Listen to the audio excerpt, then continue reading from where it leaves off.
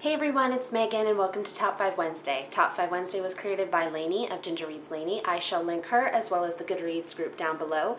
And this Top 5 Wednesday topic is your top 5 favorite books that deal with mental illness. Going through, I was surprised to discover that there aren't a whole lot of books that I have enjoyed as of lately that deal with mental illness. I think it was more of a thing that resonated with me in my teenage years, which is kind of understandable. But when I assembled my list, these 5 books are actually ones that I have read within the past year. Coming in at number 5, we have Blankets by Craig Thompson. This is a graphic memoir. It's pretty chunky, and it's about his life, basically. And the artwork is sensational, and it was just so raw and expressed like his innermost feelings. I could tell like it must have been so emotionally taxing to write that book. Mostly it takes place within his teenage years when he's going through a lot of stuff, but it also does flashbacks to when he's a kid, and we see how he's been really traumatized and how that contributed to the way he is now.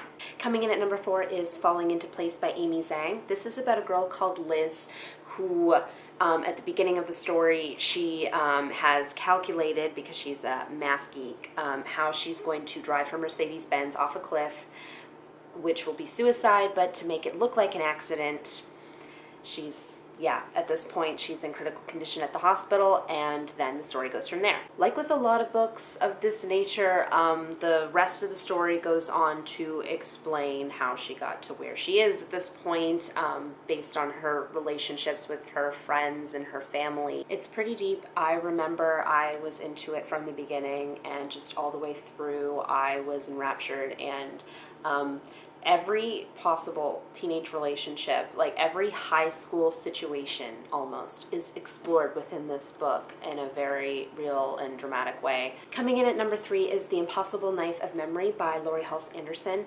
This is about a girl named Haley in this case. She and her dad have been basically escaping for the past 5 years. They've been moving all around until they wind up back at this small town where she grew up when she was a kid, and so everything's changed and she's a totally different person. So's her dad. He suffers from PTSD because he was in the army, and so as a result of that, both he and Haley struggle with depression and just in general feeling good about life and putting down roots. If I were to come up with an author actually who basically defines mental illness within their writings and depression and stuff like that, it would be Laurie Halse Anderson, because both Winter Girls and Speak and this really deal with that topic super well. Even if you yourself don't have depression, she writes it in a way that you can totally relate and understand the person. And if you do have depression, as I think I did a bit at the time when I was reading Speak and Winter Girls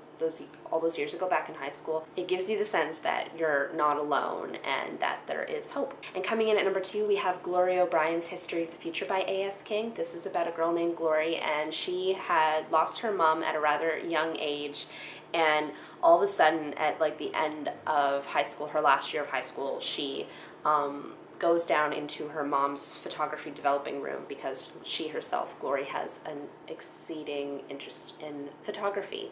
And through that course of action, she learns a lot more about her mom, and at the same time is forced to deal with these issues of grieving, like these unresolved parts of grieving within herself. This was particularly identifiable with me, and I found myself crying quite a bit through this book, and it was really good. I loved it. And coming in at the number 1 spot for mental illness, my favorite book is The Bell Jar by Sylvia Plath. Some people tend to have a love-hate relationship with this book. I personally loved it, and to my knowledge, it's one of the first books of its kind that ever delves into this, especially from the point of view of a woman, in such a way that we know it's very clear that it is mental illness, and it is from the perspective of Esther, who really is Plath herself. This is pretty autobiographical, and so it just slowly tracks the descent of Esther's sanity into madness and coming back up again, and it's the roller coaster of emotions and her experiences. And I found this really profound and deep. I loved it. Alright guys, that's it. That's my top 5 books on mental illness that I love. And please feel free to comment down below and tell me what some of your favorite books are regarding mental illness.